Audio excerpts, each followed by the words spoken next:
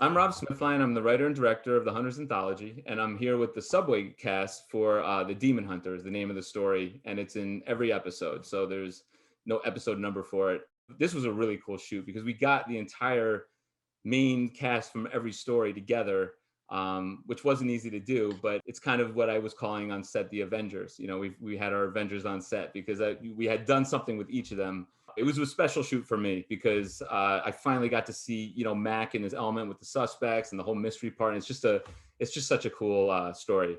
I needed a storyteller for this idea. I actually came up with the stories first, and then eventually I'm like, okay, I need a storyteller. And I always wanted a wraparound story that was always going on so people would stay interested. And what better than a mystery, right? So you have everybody wondering who the demon is. You have this crazy character named Mac who's just really interesting. So that was part of it, just having a storyteller like the Crypt Keeper or Rod Serling or whoever. I take the subway every day, or I used to take the subway every day. So I would look at people and I'd see the same people sometimes, and I just wondered what their story was. What if we were trapped here and I had to get to know these people? Like, what would it be like? So I kind of put that with the thriller idea and the mystery idea of having a demon. One of them's evil. So not only do you get to know each other and hear these intimate stories about them, but you also know that one of them is evil, and it's a suspenseful thing. So this was one of the craziest shoots for sure. For so many reasons. I want to go to Nicky. Just before we get on set, what were the challenges we faced just before we even ever shot anything in pre-production? I mean, we had challenges for almost every single episode we shot, but this one, I think, took the cake. We had been trying to find a subway location for ages because there was no way we were going to be able to shoot in the New York City subway. So we were checking around. We finally were able to get in touch with the Transit High School in New York, where they have a subway card. And they had agreed for us to shoot there.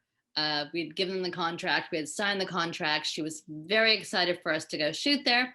And we kept on waiting for the contract. 1 week, 2 weeks, 3 weeks, 4 weeks, 5 weeks, and it still wasn't coming. Suddenly, the day before I'm flying to go overseas, we find out from her that we can't shoot there anymore. And this is basically 3 weeks before we're supposed to start shooting. We have people coming in and no location to shoot in. That was our first little issue there. Well, not little, but our first issue, which could have ended up being huge. The second issue we had was the person who we had shot the prologue with, who was playing Mac, suddenly wasn't available either. So we had lost our location and we had lost our Mac. And all this at the exact same time as I'm flying away.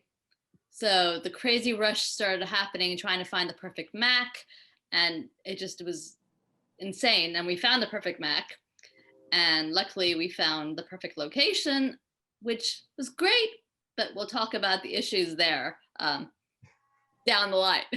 Yeah, I mean, I can add for sure the scheduling part alone, even without all these issues. Like, I worked so hard to make sure all you guys could make this one weekend. It was a 3-day weekend. People had flights. It was really complicated. And finally, I'm like, everyone's coming. We have our location.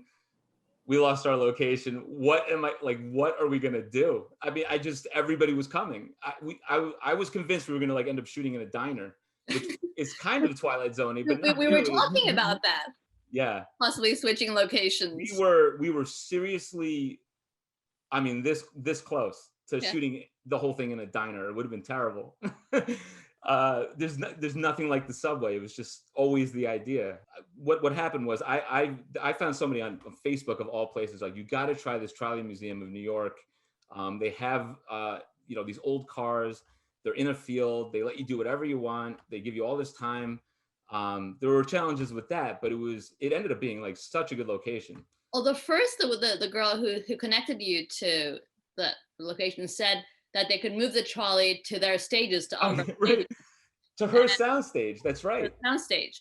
And then when we called the lady, Nancy was her name? Nancy, yeah. At the trolley museum, she's like, no, it can't be moved. Yeah, she's like, move the train? Like that? No. Yeah. So if it could have been moved into the soundstage, I forgot about that. Things would have totally been different on set.